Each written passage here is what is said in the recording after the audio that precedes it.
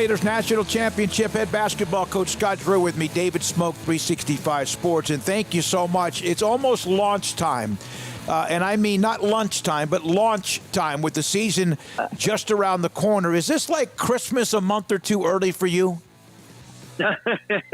Well, you know what it is?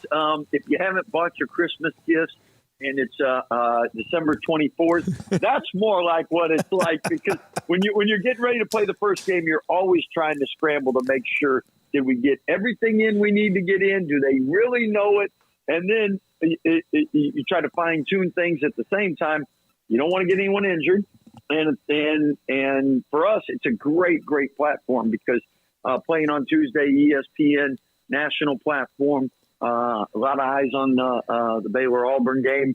It'll be a good experience for both of us to see just where we're at, what we need to work on early in the year. So these secret scrimmages, so to speak, that everyone knows about, how can that be that they're secret and everybody knows about them? And you probably had as much of a test, as did Gonzaga, as anybody. What did you learn from your team? A couple things. One, playing against why people do scrimmages instead of exhibition games is because scrimmages can be, you can format it and set it up however you want it. You can play 3 25-minute games. You can play a 20-20-20. You can play 5 or 10, game-ending situations on the side outs, and do all kinds of different things because there's no length limit to it. Meaning, if you play in an exhibition game, we know we got 40 minutes to get everybody in, and unless you get overtime. But in this case, you can do and work on a lot of different things. So that's the advantage to it. So you can give everyone more minutes, more opportunity to play, and it's a much better evaluation tool for coaches. At the same time, when you play quality competition, it's really beneficial as well from the standpoint. Now, sometimes back in the days, a lot of exhibition games are against Division II teams, and you don't really get a good sense of where you're at or what you need to work on. But we had 2 scrimmages, one against A&M, one against Gonzaga. Both of them we were able to play a lot of guys, work on a lot of different things, play a lot of minutes, and use them as good evaluation tools to get ready and hopefully put us in position to be successful on opening night, especially in years where you return 6 of the top 8 from the year before, or 7 of the top 9. I mean, it's a little easier to know what you have. In years where you don't return as much, you really need these opportunities to see what people do against other competition and what lineups and people play well with each other. Is your team constructed, at least the skill set wise, more like 2 years ago, 2021's team, or is this a different version of what we've seen? Too early to say. Okay. Why I say that is I think we have great depth, and that's one thing. How I make my assessments, not only in our scrimmages, practices, but more importantly, we have scouts every day at practice. So most scouts by now have seen 20, 25 different teams practice, and just asking them, how do our team compare? What do you think? What are your thoughts? Guard play, big. And the consensus for this year's team has been depth-wise one of the best, if not the best in the country. So I know 1 through 11, we got a lot of options. And now the trick is, in the game, you only play 5 at a time. So you got to figure out how to utilize that depth to make it to your advantage. But I know we have depth at the guard spot. I know we have depth at the wings, and I know we have depth up front with John, Josh, and Eve. A lot of people say that's one of the best collection of bigs out there, if not the best. So, but again, you're only playing 1 at a time at each position. So how do you maximize and utilize where you're getting into the other team's bench? You mentioned all of those positions. You've had such a good perimeter shooting team, and it's sometimes elite and great. You lost a lot of that over the last couple of years, though. Do you feel like your team, you adjust to the level of type perimeter shooting you might have? Well, that's an area where threes count more than twos, and we try to bring in guys who can make shots. So At the same point, that Adam, LJ, and Keontae were three really efficient scorers and shooters. So for us, each team you have different strengths, and you need to utilize each team's strength.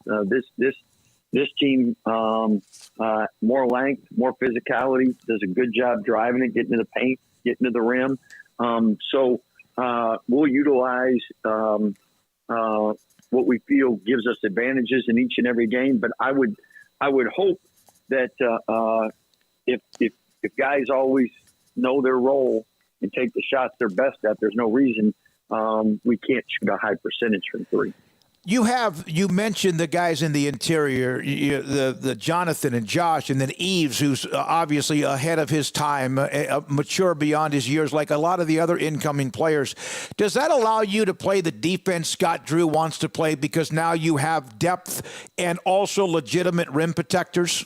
Good defense. At the end of the day, you can test the shot and get the rebound. So if you're hopefully having them take the right shots. I mean, everybody knows in college basketball, you want them taking long twos and not open threes or at the rim.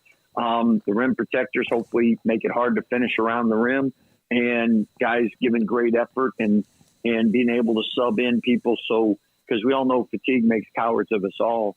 So being able to sub in freshness. Normally, the more guys you play, the better defensive effort you get, but hence you probably get more turnovers because the fewer guys that play, better rhythm you have. So there's always a give and take, unfortunately. But I would think this group definitely has the capability to be a good defensive team. At the end of the day, even Josh, really talented, but still freshmen and sophomores. Right. And they're going against, with the COVID, 5th and 6th year guys, which does make it. It's still different. It's still a different experience for a lot of freshmen out there. And that's why all the freshmen's numbers have been down the last year or two. I know Houston's Kelvin Sampson had one of the best lines at the Big 12 Media Day. There's not a lot of Shih Tzus or even maybe Lhasa Apsos or whatever. There's a bunch of Dobermans, German Shepherds. I think he said Pit Bulls and Rottweilers. You've known that because you've had to play that schedule. He knew that, and they're really good. Does that describe the Big 12 with the new teams coming in, and also, my goodness, the next wave next year too? Since 2014, it's been the best conference. And the great thing is, with the last few years, the question was what conferences would last. And now everybody knows the Big 12 will last. And the commissioner and Mac and Linda have done a great job in helping out with that. They've made sure the schools that we've added haven't made us worse, but have made us better for the long term. And basketball-wise, it's the strength of our league is always been top to bottom.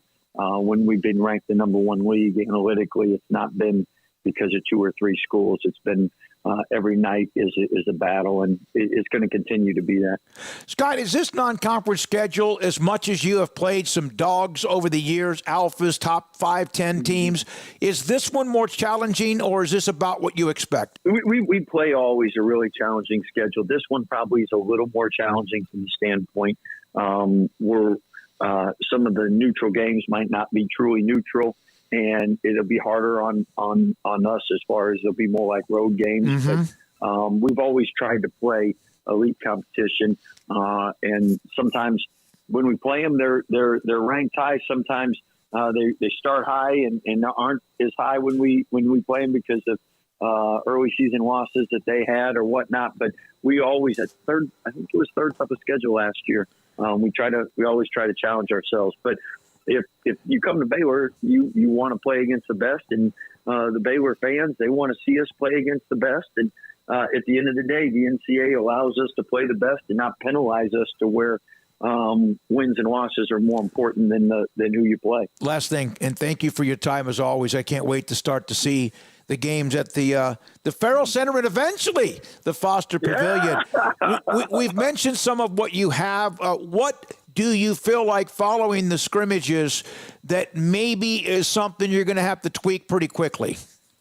Well, turnovers with 10, 11 guys, a lot of new guys. That's probably the number one thing we got to shore up.